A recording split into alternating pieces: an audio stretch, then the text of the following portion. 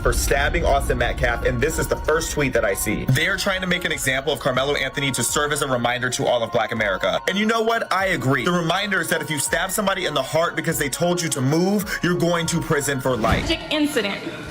Our family has been under attack. The events of April 2nd, 2025 began like any other day at a high school athletic meet in Frisco, Texas.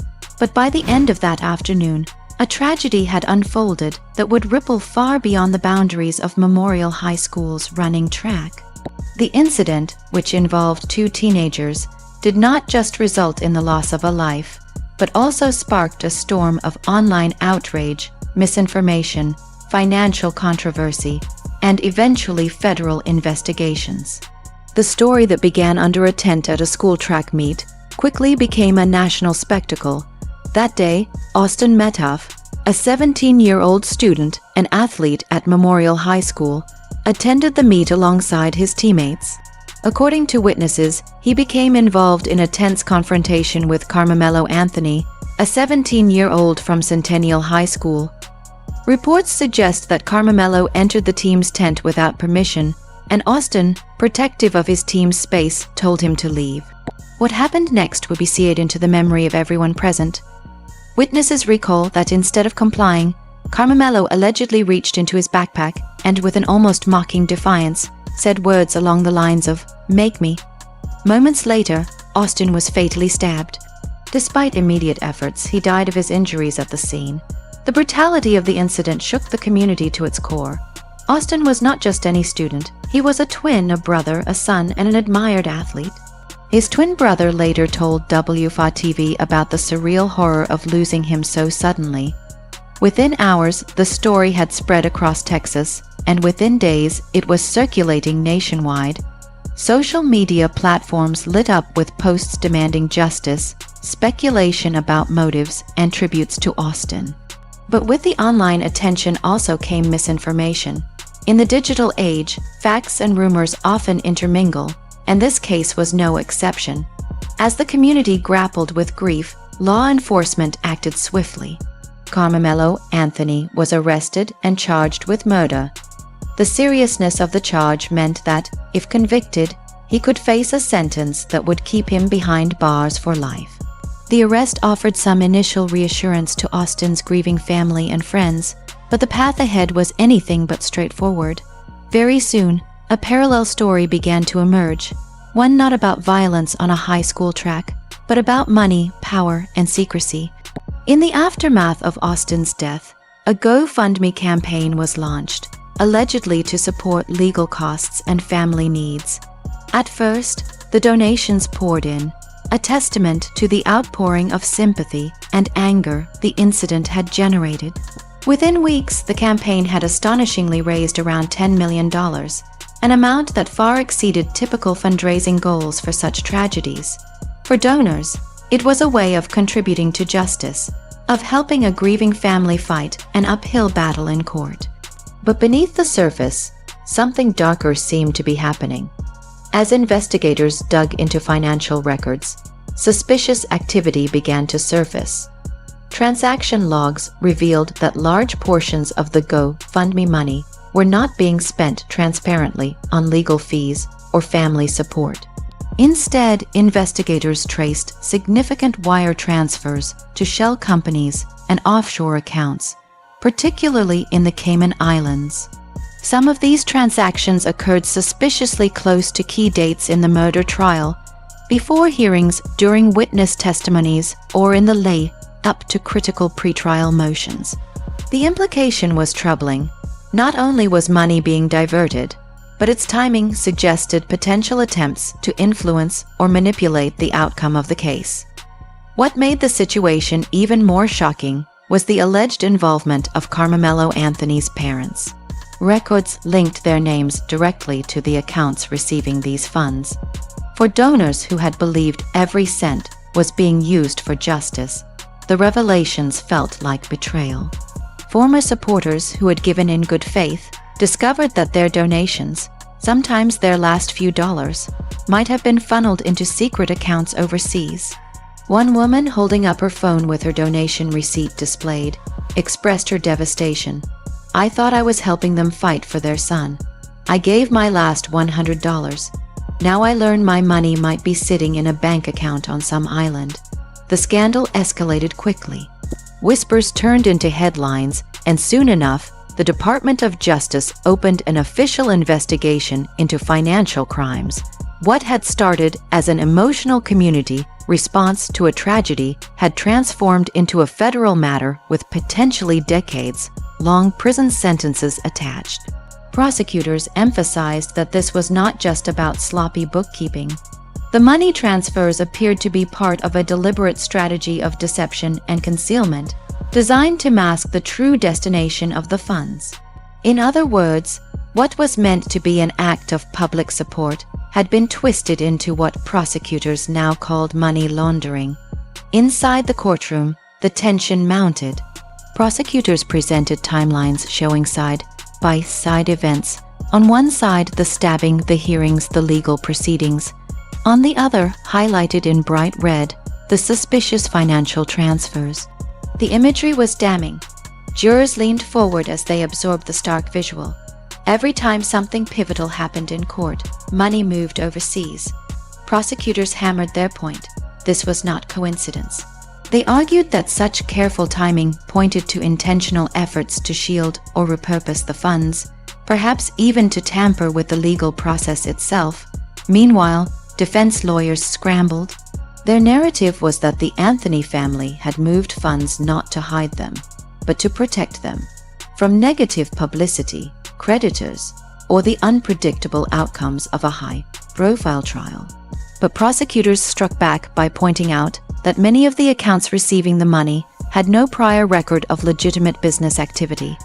They were, effectively, empty shells, ideal vehicles for hiding money. It was becoming harder and harder to argue that this was innocent financial planning rather than criminal deception. The revelations did not just affect the trial inside the courthouse. They exploded in the court of public opinion. Social media lit up again, this time not just with grief for Austin, but with anger at the Anthony family. Hashtags accusing them of blood money and justice tampering began to trend. Protesters gathered outside the courthouse, split into two camps, those demanding justice for Austin and those defending the Anthony family against what they believed were smear tactics. The air was thick with tension, chants echoing against the courthouse walls, while news vans lined the street and camera shutters clicked relentlessly. Former donors grew increasingly vocal, some even organizing for a class action lawsuit against the Anthony family. Flyers with enlarged screenshots of the alleged bank transfers, stamped with bold red letters reading "Where's our money?" were handed out, complete with QR codes linking to leaked documents. The scandal was no longer confined to the legal arena. It had become a movement in its own right, with ordinary citizens demanding accountability.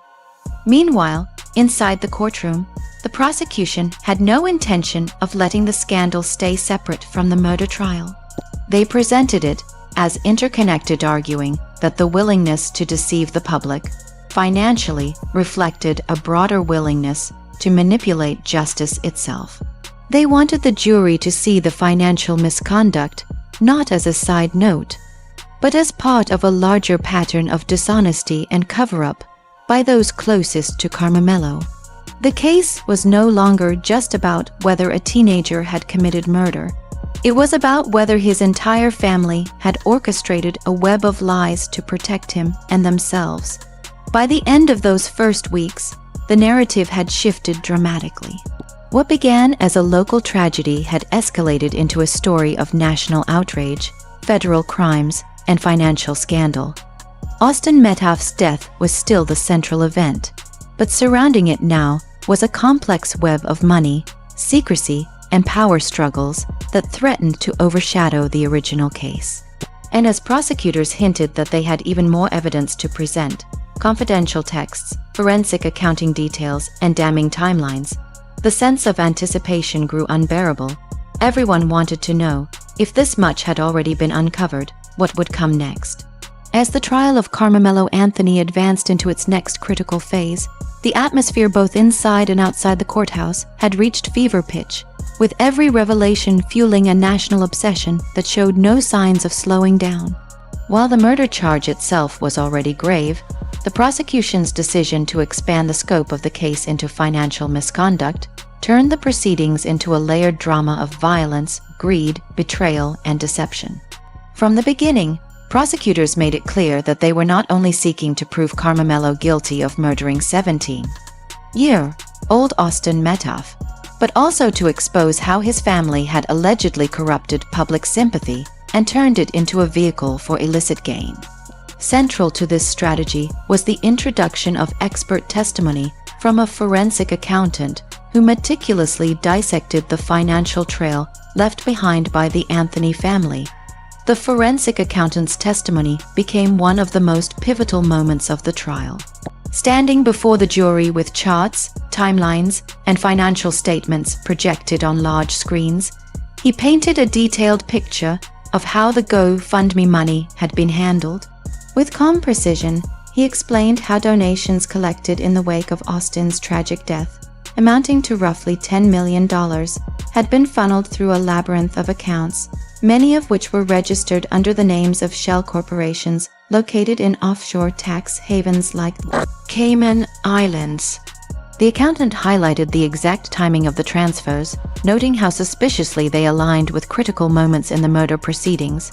Days before preliminary hearings, large sums were moved. On the eve of key witness testimonies, more money disappeared into accounts that had no legitimate business purpose, and during the run-up to pretrial motions, additional amounts were siphoned away. The implication was chilling, that the family not only misappropriated funds, but may have attempted to influence legal outcomes by strategically dispersing money at moments when pressure on the case was at its highest.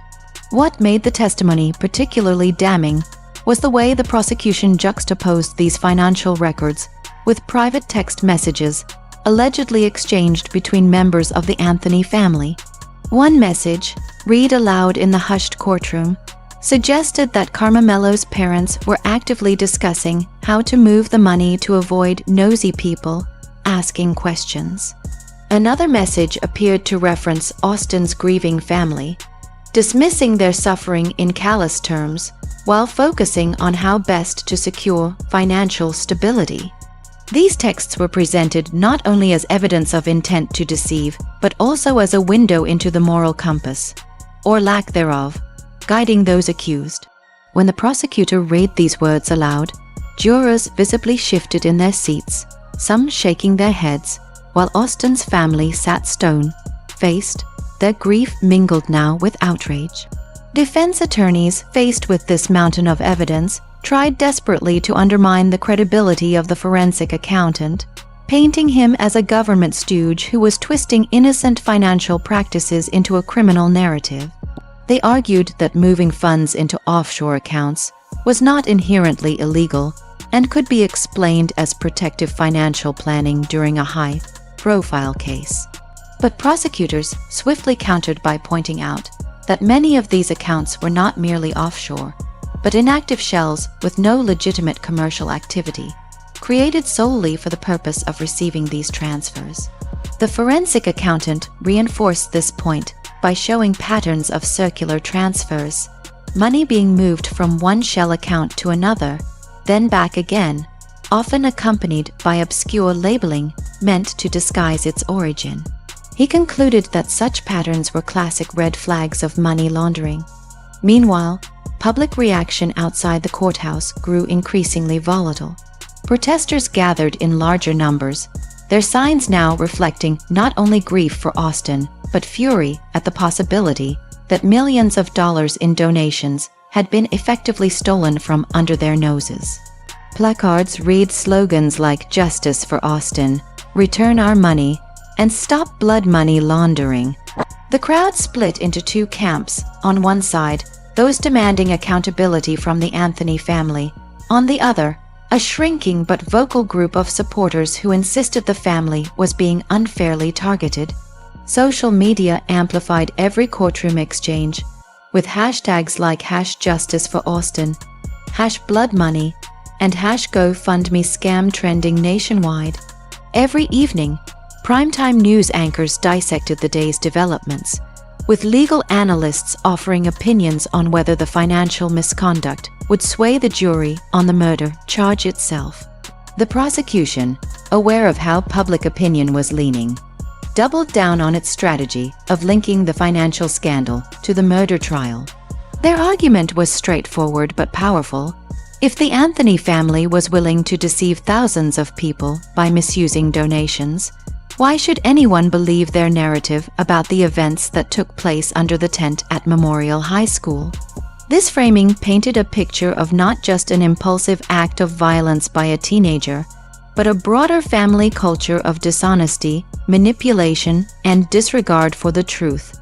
To reinforce this, the prosecution called witnesses who had been former supporters of the GoFundMe campaign. One woman, her voice breaking, testified about how she had given her last $100 to the campaign, believing it would support justice for Austin, only to learn that the money might have ended up in an offshore account. Her emotional testimony brought some jurors to tears and highlighted the human cost of the alleged deception.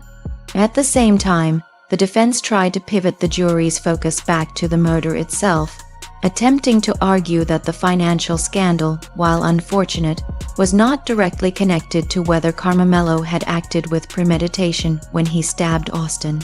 They painted the incident at the track meet as a tragic altercation that escalated out of control, with Karmelo acting in self-defense when confronted, but the prosecution anticipated this move and countered by framing the financial misconduct as part of a broader pattern of evasion, arguing that just as the family attempted to cover up financial wrongdoing, Karmelo himself had attempted to cover up the true nature of his violent actions. The forensic accountant's detailed testimony also emboldened the Department of Justice to step further into the spotlight. Federal prosecutors announced that, separate from the murder trial, they were preparing charges of wire fraud and money laundering against members of the Anthony family, charges that could carry prison sentences of up to 30 years. The revelation electrified the media, with headlines blaring that the case had expanded from a high school tragedy to a full-blown federal crime investigation. Commentators debated whether the Anthony parents would ultimately face harsher consequences than their son, with some predicting that the financial scandal could eclipse the murder charge in terms of long-term legal repercussions. Inside the courthouse, the tension was palpable as the prosecution moved toward closing arguments for this phase of the trial. They emphasized the interconnectedness of the murder and the financial scandal, portraying them as two sides of the same coin. A violent act followed by a systematic effort to exploit and deceive. They framed Austin's death as not only a personal tragedy, but as the catalyst for a chain of greed-driven crimes that betrayed the goodwill of thousands of supporters across the nation. In their telling, Karmelo Anthony was not only guilty of murder, but was at the center of a web of deceit that stretched from a high school track tent to bank vaults in the Cayman Islands. By the close of Section 2 of the trial, one thing had become clear. This was no longer just a murder case. It had become a symbol of how tragedy could be twisted into opportunity for exploitation, how public trust could be betrayed for financial gain, and how the pursuit of justice could be clouded by greed. The jury was left to ponder not just the question of whether Karmelo had committed murder, but whether the entire narrative presented by his family was built on lies. And with prosecutors hinting that even more shocking revelations were yet to come, including additional text messages, confidential communications, and potential whistleblowers, the stage was set for Section 3 of the trial to become the most explosive chapter yet. As the trial entered its climactic phase, the weight of weeks of testimony, evidence, and emotional upheaval bore heavily on the jury, the families involved, and the nation watching from afar. What had begun as a shocking but seemingly localized tragedy, the stabbing of 17-year-old Austin Metcalf under a tent at Memorial High School, had transformed into one of the most sensational trials in recent memory, weaving together threads of violent crime, financial corruption, federal investigation, and questions of morality that reached far beyond the courtroom's four walls. Section 3 of the proceedings opened with the prosecution promising to deliver what they called the final blow, a phrase that immediately set off a firestorm of speculation across social media and 24-hour news networks. The sense of anticipation was electric, and every detail of the courtroom was scrutinized. The body language of jurors, the glances exchanged between Karmelo Anthony and his parents, and even the carefully neutral expressions of the judge presiding over what had become a cultural spectacle. The bombshell arrived when prosecutors unveiled a cache of newly obtained text messages and emails, gathered from subpoenaed cloud storage accounts and verified by federal investigators. These communications, they argued, revealed not only the cold-blooded nature of the murder, but also the cynical strategy employed by the Anthony family in the aftermath. One particularly damning email, allegedly written by Karmelo's mother just days after the incident, described the outpouring of public sympathy as a gold mine that should not be wasted. In another exchange, a family member appeared to joke about the possibility of turning tragedy into long-term financial stability, language that prosecutors highlighted as evidence of callousness and premeditated exploitation. Screenshots of these messages were displayed on giant monitors for the jury, who reacted with visible discomfort, while Austin's family openly wept in the gallery, their grief reignited by the casual cruelty of the words on screen. The defense scrambled to discredit these communications, arguing that they were taken out of context or misinterpreted. They suggested that the language, though insensitive, did not constitute proof of criminal intent, and that grief and stress can cause individuals to express themselves in regrettable ways. But the prosecution countered with expert witnesses, linguistic analysts who explained that the tone and consistency of the messages demonstrated clear intent rather than emotional outbursts. Moreover, metadata from the communications confirmed their authenticity and timing, undermining the defense's suggestion of fabrication or manipulation. Meanwhile, outside the courthouse, tensions boiled over as rival groups of protesters clashed in increasingly heated confrontations. On one side were those demanding justice for Austin and the return of every penny collected through GoFundMe, their chants echoing the prosecution's narrative of exploitation. On the other were die-hard defenders of the Anthony family, though their numbers dwindled with each revelation, their slogans drowned out by the larger crowd. Police presence increased significantly, with mounted officers, barricades, and surveillance drones deployed to maintain order. The courthouse became not just a site of legal proceedings, but a battleground for competing visions of truth, justice, and accountability in modern America. The judge, mindful of the explosive nature of the case, maintained a steady hand throughout the proceedings, issuing stern warnings to both legal teams about decorum and the importance of focusing on admissible evidence. Yet even the judge could not conceal the gravity of the situation when prosecutors revealed the final piece of their case. Bank documents and whistleblower testimony indicating that a portion of the siphoned GoFundMe funds had been used to pay private investigators to intimidate potential witnesses in the murder trial. The revelation stunned the courtroom into silence, followed by audible gasps as the implications sank in. If true, it meant that the Anthony family had not only exploited public donations, but had actively attempted to subvert the judicial process by interfering with witnesses. The whistleblower, a former associate of the Anthony family who had worked as a financial consultant, testified under oath that he had been instructed to facilitate payments to individuals tasked with managing witnesses who might damage Karmelo's defense. Though the defense attempted to discredit him as a disgruntled former employee seeking revenge, his testimony was backed by corroborating documents, including invoices and payment records. For jurors, the pattern was becoming impossible to ignore: a violent crime followed by a systematic campaign of deception, financial misappropriation, and obstruction of justice. As closing arguments approached, the prosecution wove together the threads of their case with dramatic precision. They reminded the jury of Austin's final moments, of the trust betrayed by the GoFundMe campaign, of the forensic accountant's unshakable analysis, and of the damning words captured in private messages.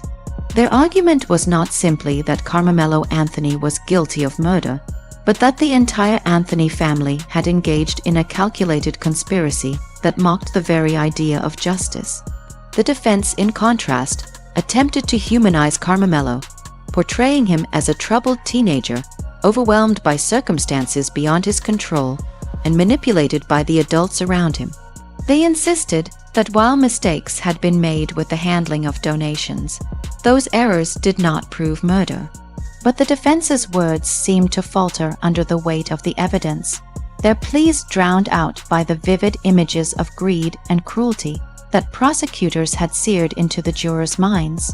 When the jury retired to deliberate, the nation collectively held its breath. Cable news channels devoted round the clock coverage to speculating on the outcome, while online platforms buzzed with theories, memes, and outrage.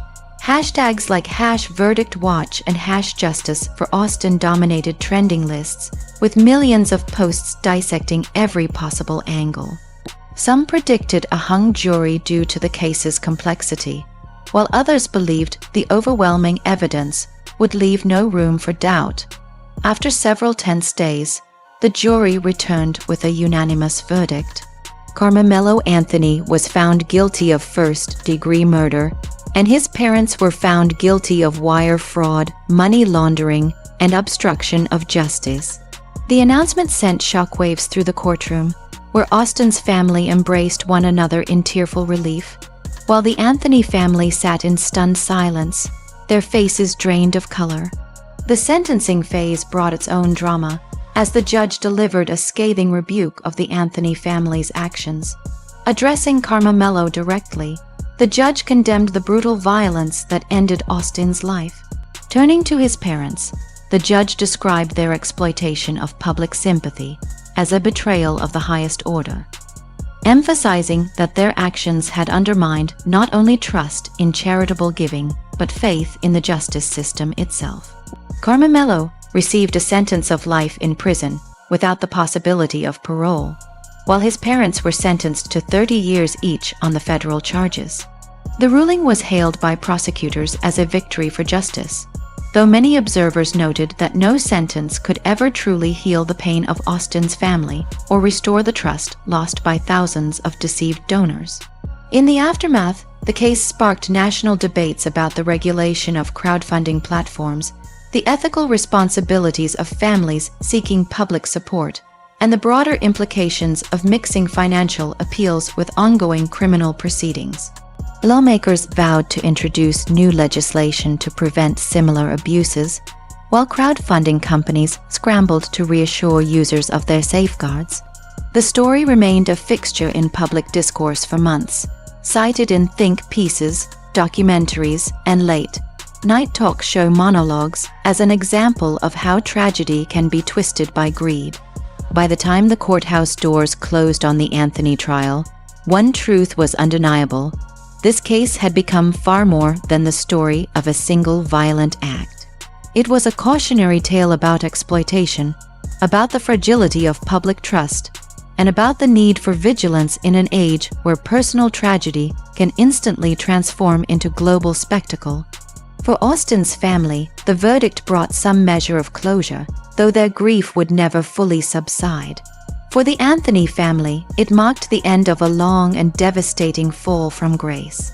And for the nation, it was a reminder of both the worst and best of human behavior, the depths of deception on one hand, and the collective demand for accountability on the other.